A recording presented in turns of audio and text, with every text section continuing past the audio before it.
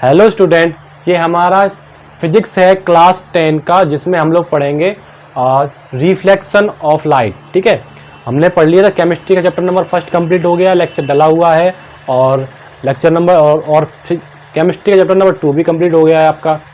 अब ये आपका फिजिक्स स्टार्ट कर रहे हैं हम लोग क्लास 10 की। ठीक है, फिजिक्स क्लास 10 में हम लोग चैप्टर पढ़ेंगे, टॉपिक पढ़ेंगे रिफ्लेक्शन ऑफ लाइट। हमारा एनसीईआरटी में चैप्टर का नाम है reflection and refraction of light. क्या नाम है?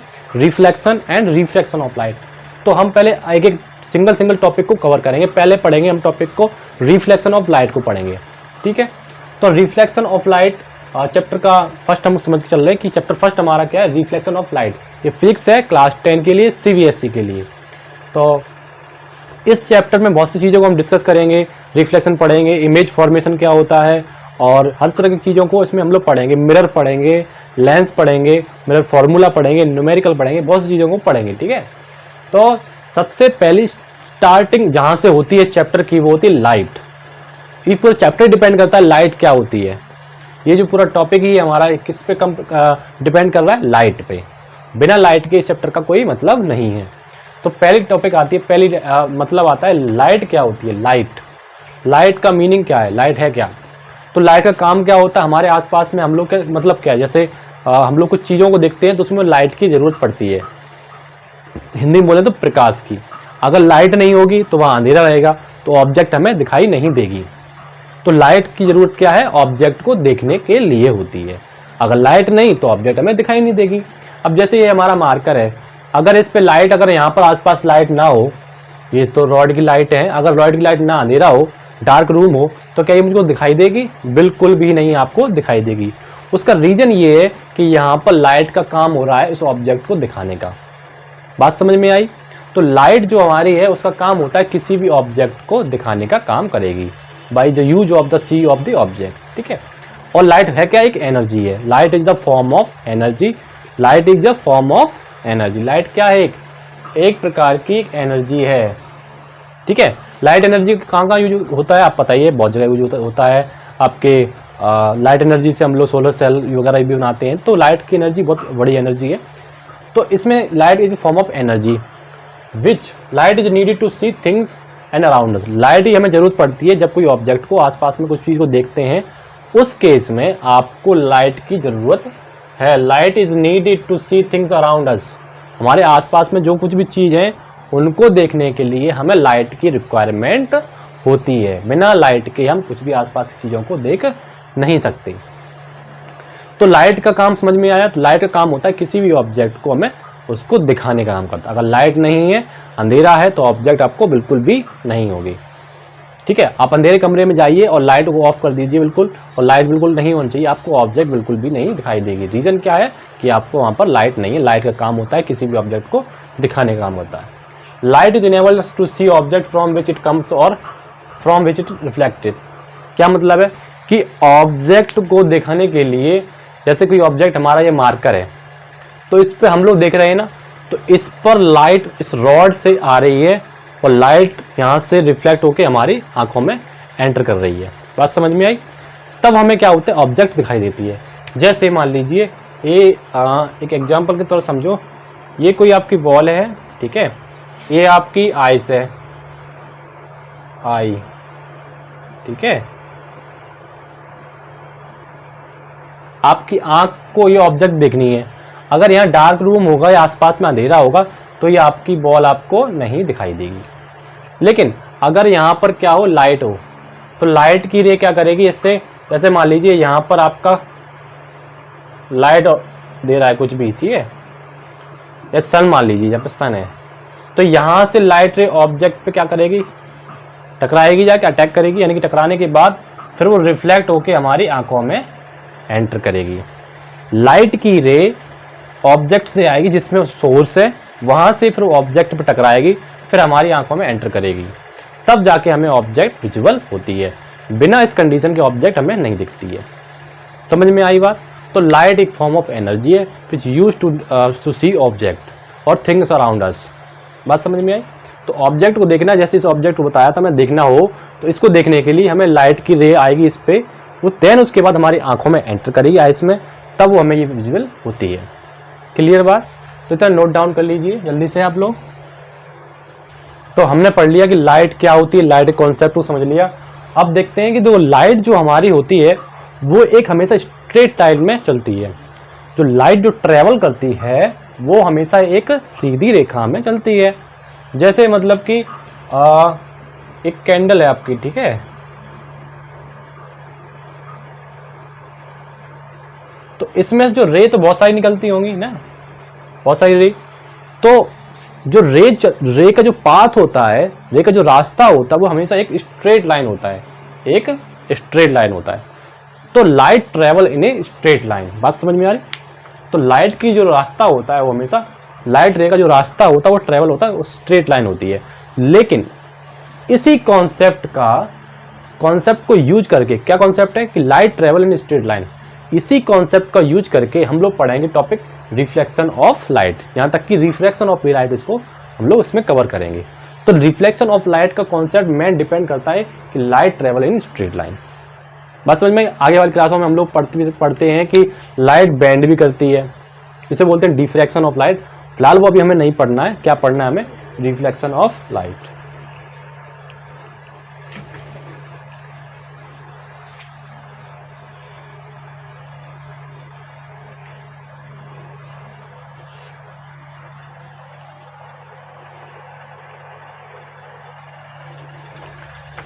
तो फिर रिफ्लेक्शन ऑफ लाइट क्या होता है उसको समझेंगे, ठीक है। तो रिफ्लेक्शन ऑफ लाइट एक क्या है, फिनोमेना है। कैसी प्रोसेस है? इस प्रोसेस में क्या होता है, जैसे मान लीजिए आपका कोई एक मिरर है, ठीक है। मिरर तो आपने देखा होगा, शीशा, जिसमें हम लोग सुबह सुबह क्या करते हैं, मांग वगैरह काटते हैं, यूज करते हैं उसको। तो मिरर को हम फेस देखने के लिए यूज करते हैं। तो एक एग्जाम्पल के तौर से ले रहे हैं कि जैसे मान लीजिए एक लाइट रे आ रही है आपकी, ये क्या है आपका मिरर, ये क्या है मिरर है आपका मिरर। तो एक कोई लाइट रे आप मान लीजिए सपोज ऐसे जा रही है आपकी, फिर मिरर से टकरा रही है आपकी, ठीक है, और जैसे टकराई उसी तरह से वापस भी आ जाएगी, ठीक है। ये आपकी लाइट की रे जो इंसिडेंट हुई वो बाद में सरफेस से टकराने के बाद, मिरर के सरफेस से टकराने के बाद वो रिफ्लेक्टेड हो रही है। बात समझ में आई? तो इसकी डेफिनेशन क्या है? The process of sending back the light rays which fall on the surface of an object, which fall on the surface of an object। ये क्या है? Surface of an object. Light रे जो आई है वो आपके सरफेस ऑफ ऑब्जेक्ट पे क्या करेगी, यहाँ पे फॉल करेगी, ठीक है, और उसको क्या करे, वापस भेज दे, सेंडिंग बैक। फॉल करी इसके सरफेस पे और उसको क्या करा, उसको वापस भेज दिया। तो इस प्रोसेस को बोलते हैं रिफ्लेक्शन ऑफ लाइट। क्लियर हुई? The process of sending back the light rays which falls on the surface of an object is called the reflection of light। बात समझ में आई? तो क्लास 8 में भी आपने तो पढ़ा होगा कि bounce back of the light is called as a reflection of light. Clear बात? तो ये था आपका कॉन्सेप्ट रिफ्लेक्शन ऑफ लाइट का। तो मोस्टली सरफेस आपके कैसे होते हैं, जरूरी नहीं सभी सरफेस सेम हो, है ना, हर सरफेस अलग अलग होता है। जैसे ये बोर्ड का सरफेस अभी क्लीन है तो थोड़ा बहुत रिफ्लेक्शन इस पर भी हो रहा है। इसके अलावा मिरर का जो सरफेस होता है वो एकदम क्लीन होता है और उस पर सिल्वर की क्या होती है, वो कोटिंग होती है। तो सिल्वर मेटल जो सिल्वर पॉलिश होती है ना, तो यहाँ पे लिख दे रहे हैं हम, silver polish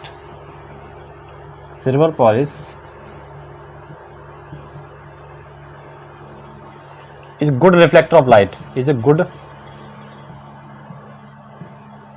reflector of light. तो जो मिरर वगैरह होती है उसमें जो पॉलिशिंग होती है वो सिल्वर की होती है। सिल्वर मतलब चांदी तरह की कलर में, तो उससे रिफ्लेक्शन अच्छा होता है। जैसे आपने बर्तन भी वगैरह देखे होंगे, जैसे कि थाली वगैरह, प्लेट में भी हम लोग क्या करते हैं, वहाँ अपना फेस दिखाई देता है आपको, उसका वजह क्या है, वहाँ पर रिफ्लेक्शन हो रहा है। जहाँ अच्छा रिफ्लेक्शन हो रहा है इसका मतलब वो आपका अच्छा सरफेस है और वहाँ पर रिफ्लेक्शन हो रहा है, अच्छे से हो रहा है। कुछ ऐसे अभी इस पर रिफ्लेक्शन हमारा नहीं हो रहा है, अच्छे से नहीं हो रहा, हो तो रहा है, यहाँ पर भी रिफ्लेक्शन हो रहा है लेकिन पूरी तरह से नहीं हो रहा है। तो इस तरह की प्रोसेस को बोलते हैं रिफ्लेक्शन ऑफ लाइट। क्लियर बात? तो इसको नोट कर लीजिए आप लोग। तो अब देखते हैं, तो अब टॉपिक है law of reflection of light के बारे में। तो हमने समझ लिया रिफ्लेक्शन क्या होता है, ठीक है, उस प्रोसेस को समझ लिया है। तो इस रिफ्लेक्शन ऑफ लाइट के क्या दो रूल हैं, क्या लॉ हैं, वो हम समझेंगे, ठीक है। तो इसके दो लॉ हैं, बात समझ में आई? सबसे पहले इसके दो लॉ हैं। First law of reflection, second law of reflection. इसमें होता क्या है, इसके एग्जाम्पल के लिए समझ लेते हैं हम लोग पहले। ये कोई एक प्लेन मिरर आपका दिया हुआ है, ठीक है। इस प्लेन मिरर एम और एम डैश, कोई प्लेन मिरर आपने देखा है कभी? जो आपके घर में जो मिरर होता है ना शीशा, वो आपका प्लेन मिरर ही होता है। इस प्लेन मिरर को मैंने कंसीडर करा है, ठीक है। इस प्लेन मिरर को मैंने क्या करा, एक प्लेन मिरर है आपका, ये कोई प्लेन मिरर है, ठीक है। इस पे कोई एक लाइट की रे इंसिडेंट हो रही है, इस पे कोई लाइट की एक रे इंसिडेंट हो रही है, जिसे बोलते हैं इंसिडेंट रे। जो लाइट इंसिडेंट हो, जो रे ऑफ लाइट इंसिडेंट हो, उसे बोलते हैं incident ray. After reflection of point A, ये इंसिडेंट रे प्लेन मिरर के पॉइंट ओ पर क्या कर रही, जाके आ रही है, ठीक है। ओ पर आई, टकराई यहां से, ठीक है। यहां पर मीट करने के बाद यहां पर क्या होगा, फिर रिफ्लेक्शन होगा। रिफ्लेक्शन के बाद क्या करेगी, वो बाउंस बैक हो जाएगी, ठीक है। उस रे को बोलेंगे रिफ्लेक्टेड रे। आने वाली रे को बोलते हैं इंसिडेंट रे, जाने वाली को बोलते हैं रिफ्लेक्टेड रे। और इस प्लेन मिरर के परपेंडिकुलर एक नॉर्मल होता है, जिसे हम बोलते हैं नॉर्मल। इंसिडेंट रे और नॉर्मल रे के जो बीच में जो एंगल होता है आई, उसे बोलते हैं angle of incidence. Reflected ray, angle of reflection. Reflected ray और नॉर्मल, रिफ्लेक्टेड रे और नॉर्मल के बीच में जो एंगल होता है उसे बोलते हैं एंगल ऑफ रिफ्लेक्शन। बात समझ में आई? तो पहला लॉ क्या कहता है हमारा, फर्स्ट लॉ में क्या लिखा है, the incident ray, the reflected ray, the incident ray, the reflected ray and normal, incident ray, reflected ray and normal all lie in the same plane. ये तीनों 1 2 3 एक point of the plane mirror के same plane पर और same point पे क्या करते हैं, वो लाई करते हैं। बात समझ में आई? ये कोई प्लेन मिरर है, इसी प्लेन मिरर पे क्या होगा, इंसिडेंट रे होनी चाहिए, इसी पर रिफ्लेक्टेड रे होनी चाहिए, इसी पे नॉर्मल होगा। अलग अलग नहीं हो सकता है, ठीक है। ऐसा नहीं कि किसी पे इंसिडेंट रे आ रही, दूसरे से रिफ्लेक्टेड, किसी दूसरे मिरर से होकर रिफ्लेक्टेड रे आ रही है, ऐसा पॉसिबल नहीं है। वो क्या कहता है, फर्स्ट लॉ कहता है। Second law, first law clear हो गया आपका कि incident ray, reflected ray, normal lies on the same plane. फिर आता है सेकंड लॉ ऑफ रिफ्लेक्शन।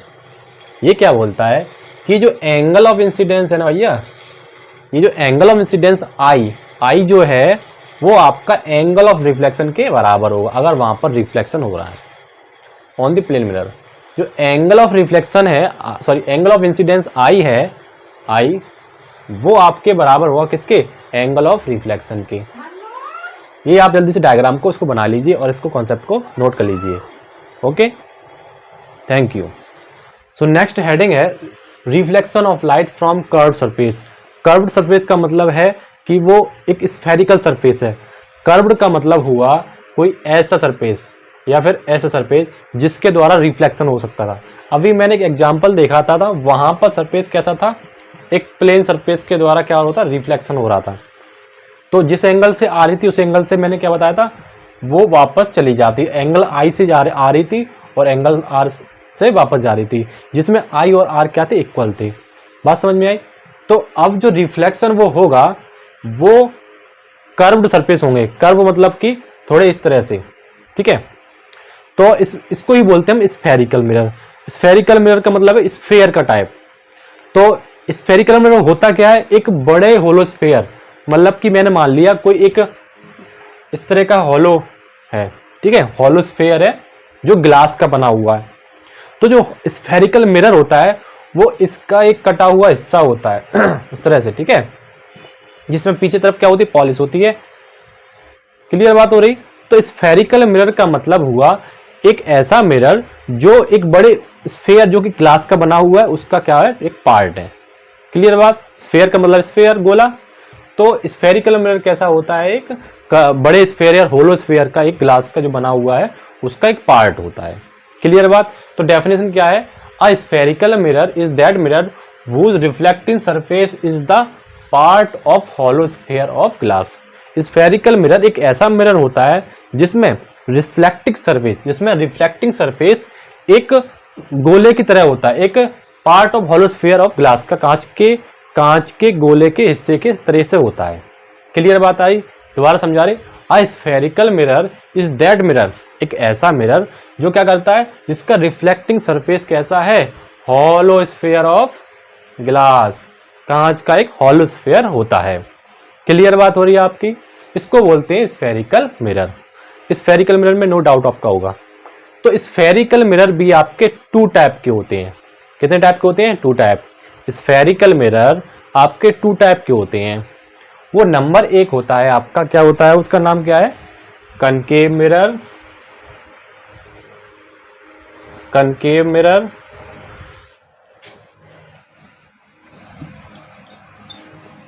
दूसरा होता है कन्वेक्स मिरर, कनकेव मिरर और कन्वेक्स मिरर। तो स्फेरिकल मिरर, जो स्फेरिकल मिरर होते हैं वो 2 टाइप के होते हैं। एक होता है कनकेव मिरर, दूसरा कॉन्वेक्स मिरर, कनकेव मिरर और कॉन्वेक्स मिरर। ठीक है,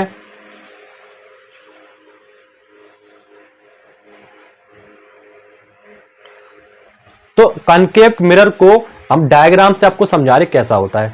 तो कनकेव मिरर का मतलब कि अगर आपका रिफ्लेक्टिंग सरफेस इनवर्ड है, मतलब कि अंदर के हिस्से से रिफ्लेक्शन हो रहा है कुछ इस तरह से, ठीक है, और बाहर के एरिया में क्या है, पॉलिश है कुछ इस तरह से। ये डायग्राम को मैं दोबारा बना रहा हूं, फिर समझो।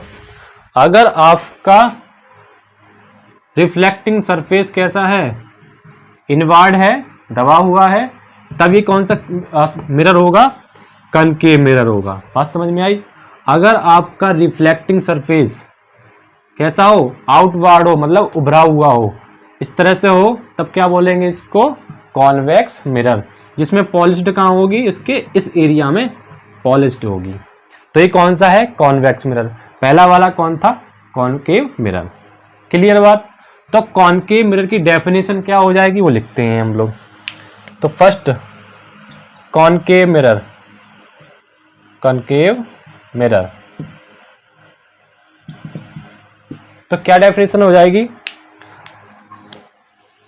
अ स्फेरिकल मिरर, आप लिखेंगे अ स्फेरिकल मिरर, अ spherical mirror whose reflecting surface, whose reflecting surface, whose reflecting surface, surface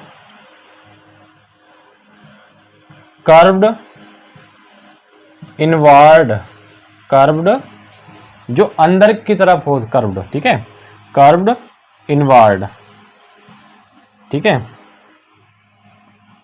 curved inward called concave mirror, ठीक है, कनकेव मिरर।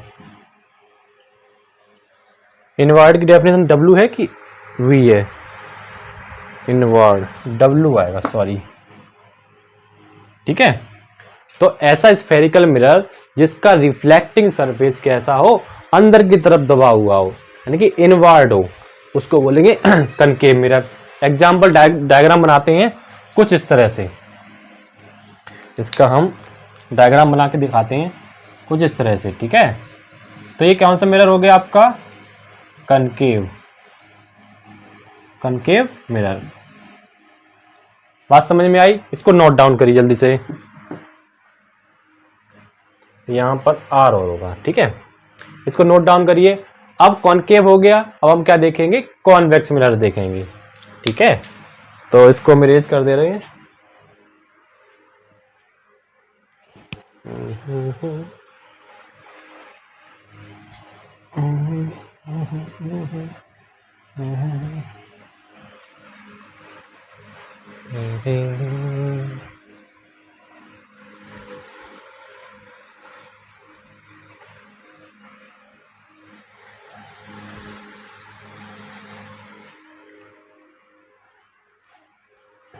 तो नेक्स्ट अब मिरर कौन सा है, कॉन्वेक्स मिरर, ठीक है, convex mirror second type, convex mirror.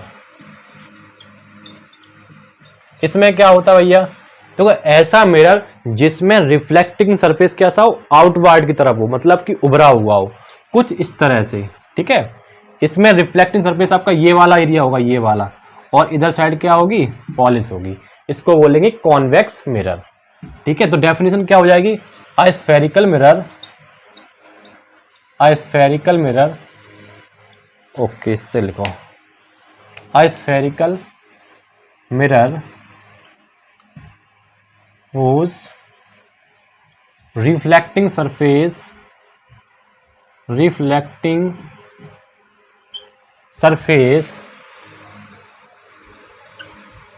whose reflecting surface curved outward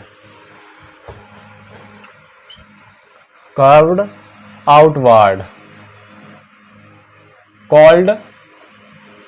convex mirror, ठीक है। यहां तक समझ में आ गया आपको क्या कॉनकेव क्या कन्वेक्स, ठीक है। कॉनकेव कॉन्वेक्स मिरर, डायग्राम से समझो फिर इसको। तो इसका आउटवर्ड देखो क्या था, a spherical mirror whose reflecting surface कैसा है, कर्व्ड आउटवर्ड, जो आउटवर्ड की तरफ कैसा हो, कर्व्ड होना चाहिए। कैसे, डायग्राम से देखो। तो इस एरिया में क्या होगी, पॉलिश्ड होगी, और इस तरफ क्या होगा, रिफ्लेक्शन होगा। मान लीजिए कोई लाइट गिरी आ रही और से रिफ्लेक्ट हो जाएगी, ठीक है। तो ये कैसा है, कर्व्ड आउटवर्ड है, जिसे बोलते हैं हम क्या, convex mirror. Clear, no doubt. इसको नोट डाउन करिए जल्दी से आप।